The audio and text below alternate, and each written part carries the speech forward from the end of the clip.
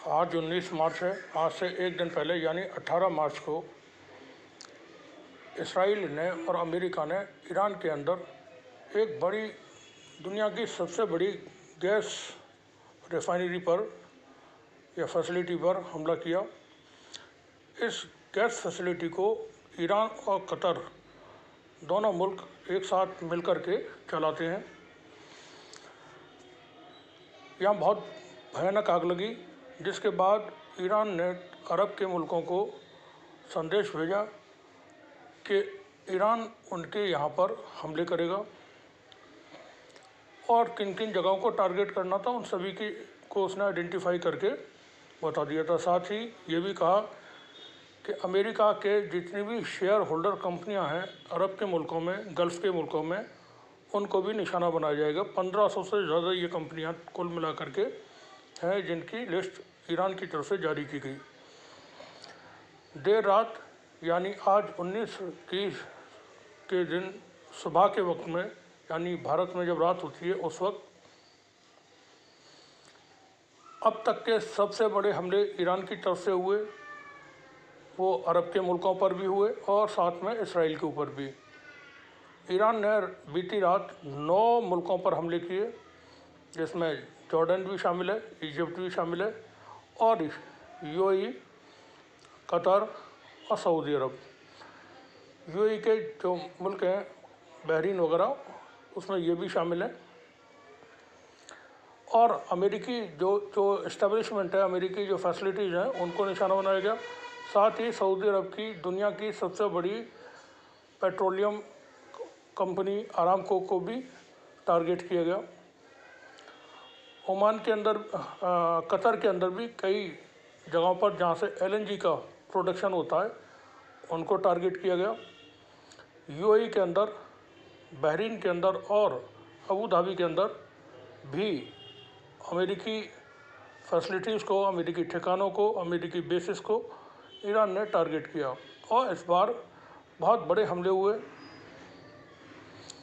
कल सऊदी अरब के अंदर मुस्लिम इस्लामिक देशों के फॉरेन मिनिस्टर्स की एक मीटिंग थी और ये मीटिंग मिडिल ईस्ट के अंदर जो हालात चल रहे हैं उनको लेकर के थी,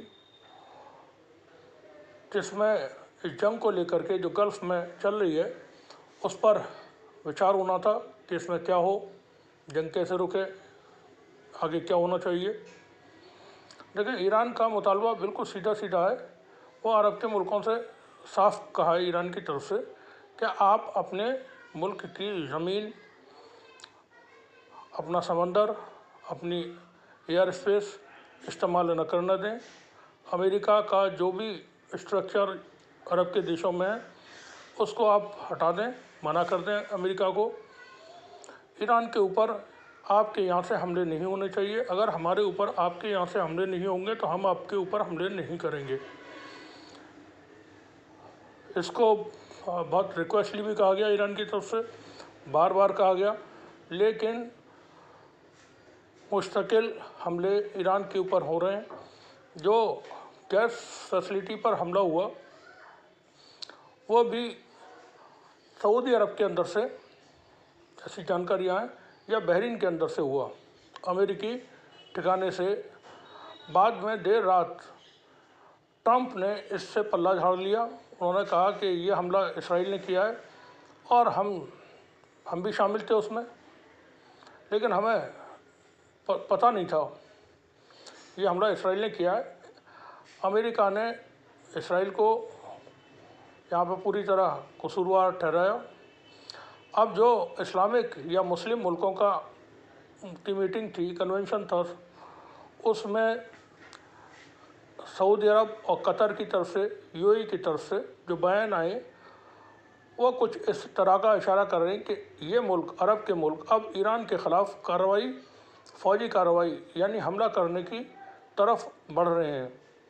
कतर ने बीती रात ही ईरान को कह दिया है कि अपना जो भी एम्बेसी का स्टाफ है इसको 24 घंटे के अंदर यहाँ से हटा लें और कतर से अपनी एम्बेसी को ख़त्म कर दें। साथ ही सऊदी अरब की तरफ से फैसल बिन फरहान, जो उनके फॉरेन मिनिस्टर हैं और डिप्टी प्राइम मिनिस्टर हैं सऊदी अरब के, उन्होंने बड़े तल्ख लहजे में चेतावनी देते हुए ईरान को कहा है कि हमारे पास ताकत है, हम हमले कर सकते हैं, हमारे सबका पैमाना लबरेज हो गया है और अब हम ज़्यादा देर तक इंतज़ार नहीं कर पाएंगे, हमें बार बार टारगेट न किया जाए।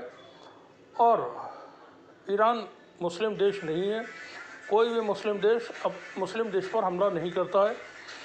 अब यहाँ पर फैसल बिन फरहान ये भूल गए कि वो अभी तक कुछ बहुत लंबा वक्त नहीं हुआ, 1.5 साल पहले तक यमन के ऊपर, यमन के अंदर जंग किए हुए थे यमन के ख़िलाफ़, वहाँ इन्होंने कत्लेआम किया, खूब खून खराबा किया है।